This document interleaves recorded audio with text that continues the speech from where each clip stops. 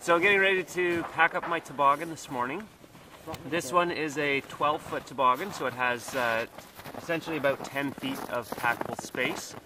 And the first thing I do is point it in the direction that we're going to be traveling today, so it's a lot easier to flip around right now. And then I just lay out all my straps. So I have mine set up with 3 different independent lash straps. The first one is going to cover just the food box or kitchen wanigan. The one at the rear will do the stove, and then that leaves me 3 sections in the center here for soft goods.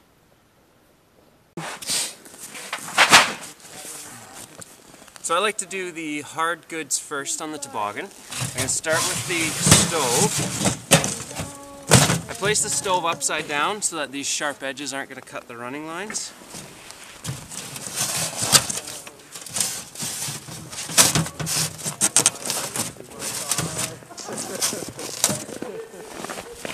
And then I take the reflectors and place that on top, and that helps to protect the lash strap so it's not getting cut by the stove either. I'll run the lashes through and lash that down.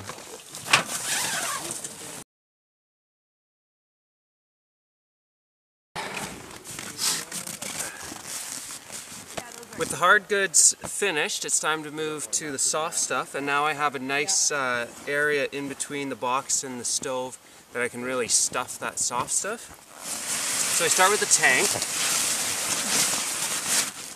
lay the tank in position,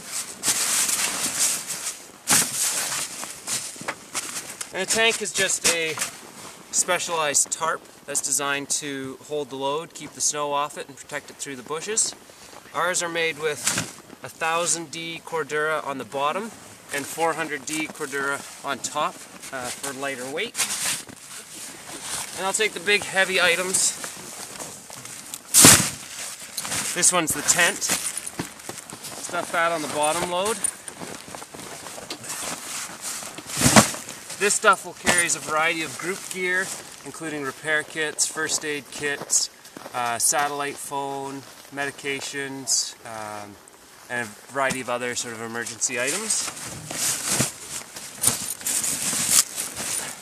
The tent duffel also carries some of the tools like the saws and the axes.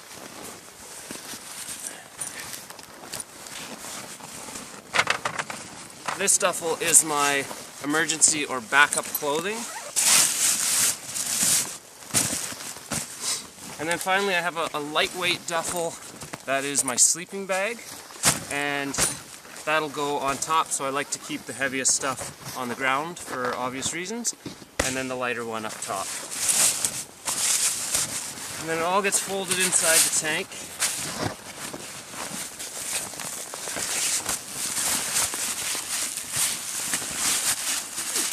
And it's -19 this morning, so I'm keeping my mittens on for a lot of this.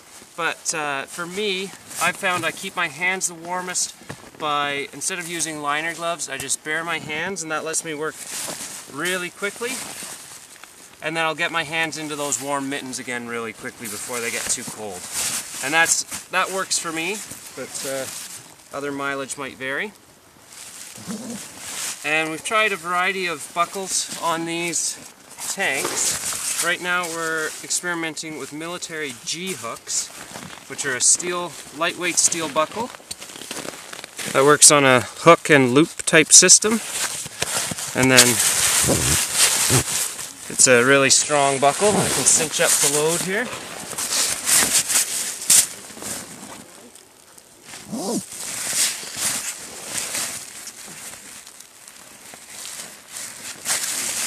The tank closes the load, but it doesn't secure it to the toboggan. So again, I'll bare my hands and start running the lashing line through all these lash straps, or all these lash rings.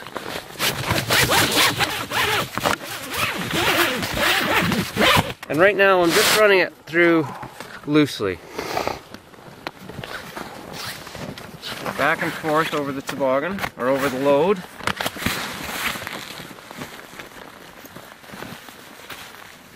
And we like a really soft polyester. It lets you bend the strap through the ring, which I find is nice.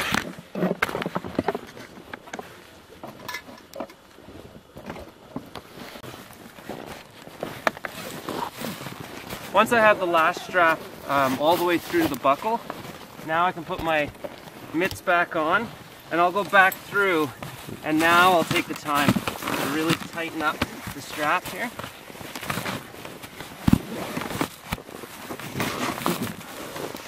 And if it was a warmer morning, then I could still work bare-handed, of course.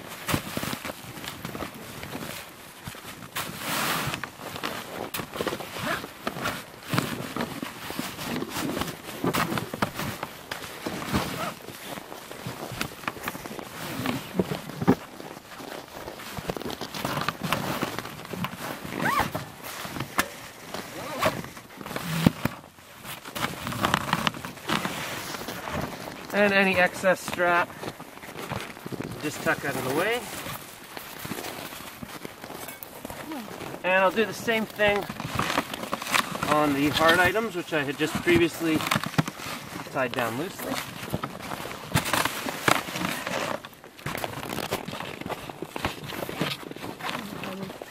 Once the ground load is done, it's time to put the top bag on.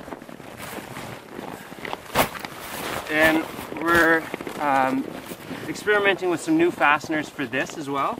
These same G-hooks I left pre-clipped to the toboggan, and then I just bring it up, hook the loop that's on the top bag, and cinch it. And that's a really nice, quick, lightweight fastener. So thus far we've been very happy.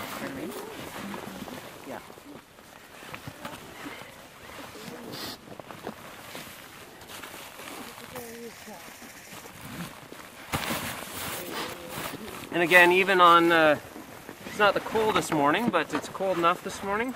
If I work quickly, I can work with bare hands and then quickly get them back in the mitts. So this top bag is designed that it gets secured from the bottom, but it still allows easy access to the top.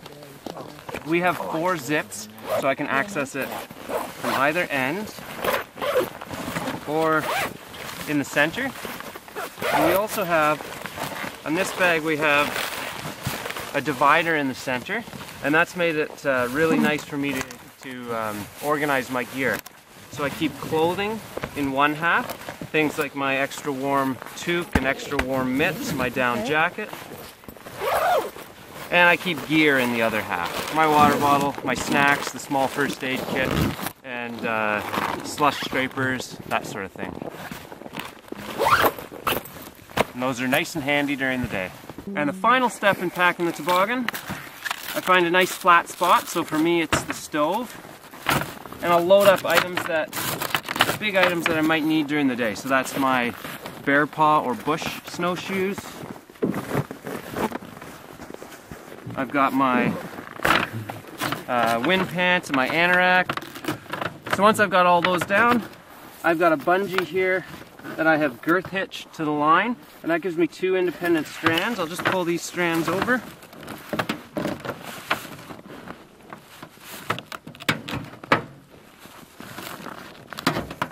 And hook them on the running line on the far side. And that's it. So we can see, just like an onion or an ogre, toboggans have many layers. Hey. Thanks.